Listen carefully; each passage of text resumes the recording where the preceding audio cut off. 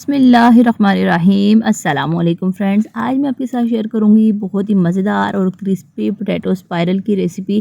जो इनको बनाने के लिए किसी किस्म की मशीन को इस्तेमाल किए बगैर छुरी की मदद से हम ये स्पाइरल बनाएंगे और बहुत ही मज़े के क्रिस्पी बन के तैयार होते हैं। बच्चे बड़े सभी इनको बहुत ज़्यादा पसंद करने वाले हैं।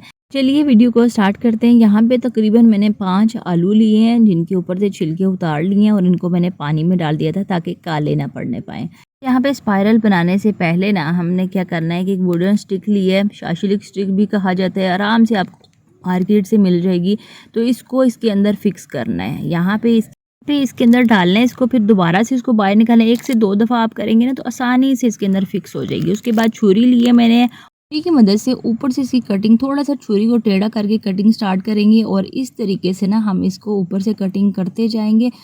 छुरी के जो दंदाने हैं ना, यानी कि जहाँ से कटिंग होती है वो हल्की सी बस टच होनी चाहिए स्टिक के साथ और इस तरीके से कटिंग और यहाँ जाएंगे। हम ज़्यादा स्ट्रिप्स इसकी पतली नहीं करनी बल्कि थोड़ी सी मोटी मोटी रहने देंगे और इस तरीके से ना हम ऊपर से नीचे तक कटिंग करते जाएंगे।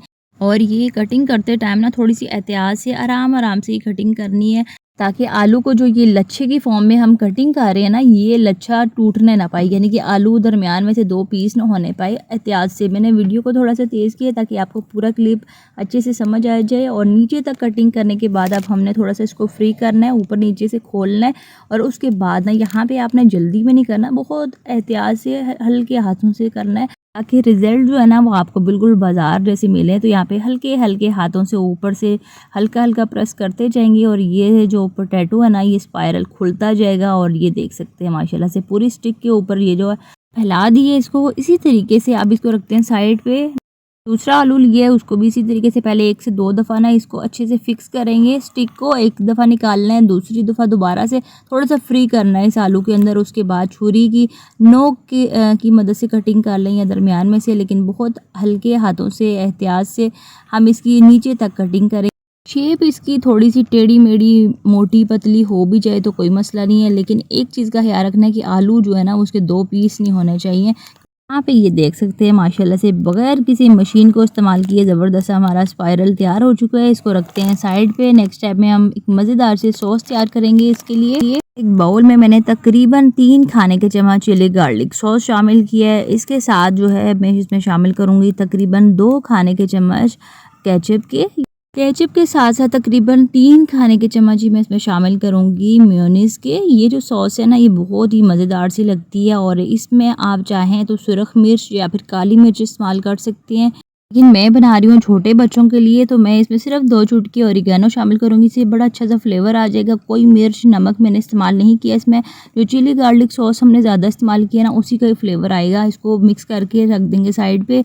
नेक्स्ट स्टेप में हमने अपने मज़ेदार से स्नैक्स के लिए क्रिस्पी कोटिंग तैयार करनी है। तो उसके लिए एक छल्ली में आधा कप मैंने मैदा शामिल किया है, 2 खाने के चम्मच कॉर्नफ्लोर शामिल किए हैं। अच्छा, कॉर्नफ्लोर से ना एक्स्ट्रा क्रिस्पी ये स्नैक्स बनेंगे। आप चाहें तो उसकी जगह चावल का आटा भी इस्तेमाल कर सकते हैं। और अब यहाँ पे कुछ स्पाइसेस शामिल करेंगे। इसमें आधा चाय का चम्मच सुरख मिर्च शामिल किया है, तकरीबन 2 से 3 चुटकी के करीब नमक शामिल किया और आधा चाय का चम्मच मैंने चिकन पाउडर शामिल किया। बहुत अच्छा फ्लेवर आएगा इससे।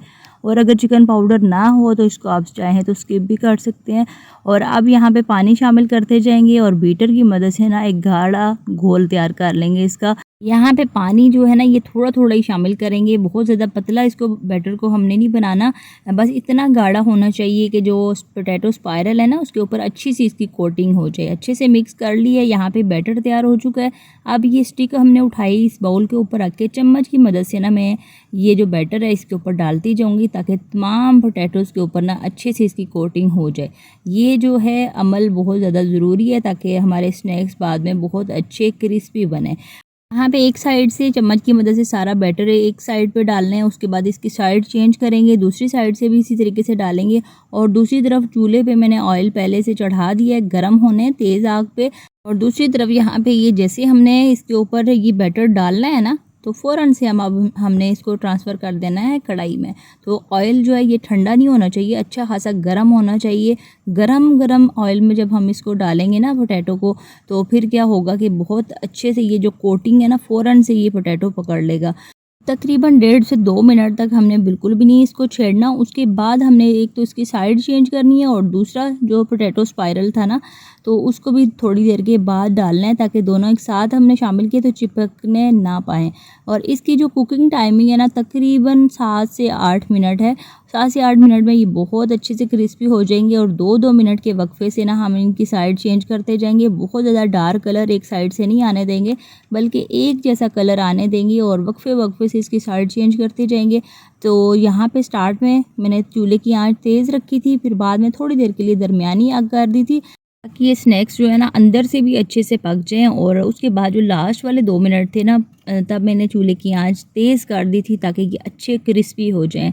तो यहाँ पे जो स्टार्ट में हमने ये पोटैटो डाला था, ये ज़बरदस्त सा क्रिस्पी फ्राई हो चुका है। इसको निकालेंगे और इसके साथ जो बाकी हमने शामिल करते जाएंगे और इनको भी निकालते जाएंगे। तो इस तरीके से ना हमने सारे स्नैक्स फ्राई कर लेने हैं। यहाँ पे माशाल्लाह से ये तैयार हो चुके हैं। और जो सॉस हमने तैयार करके रखी थी, इसको मैंने एक ज़िप-लॉक बैग में डाला है। आप पाइपिंग बैग भी इस्तेमाल कर सकते हैं इसकी जगह, या कोई भी शॉपर किसी भी चीज़ में डाल के।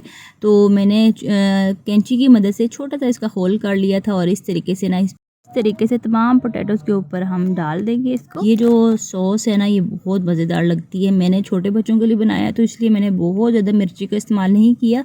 आप अगर बड़ों के लिए बना रहे हैं तो इसके ऊपर एक तो आप चाट मसाला छिड़क के दे सकते हैं और दूसरा जो है ये सॉस मज़ीद स्पाइसी करके दे सकते हैं। तो माशाल्लाह से मज़ेदार किस्म के ये स्नैक्स हमारे तैयार हो चुके हैं और माशाल्लाह से इनकी फ़ाइनल लुक देख सकते हैं, बहुत ही ज़बरदस्त किस्म के ये लग रहे हैं।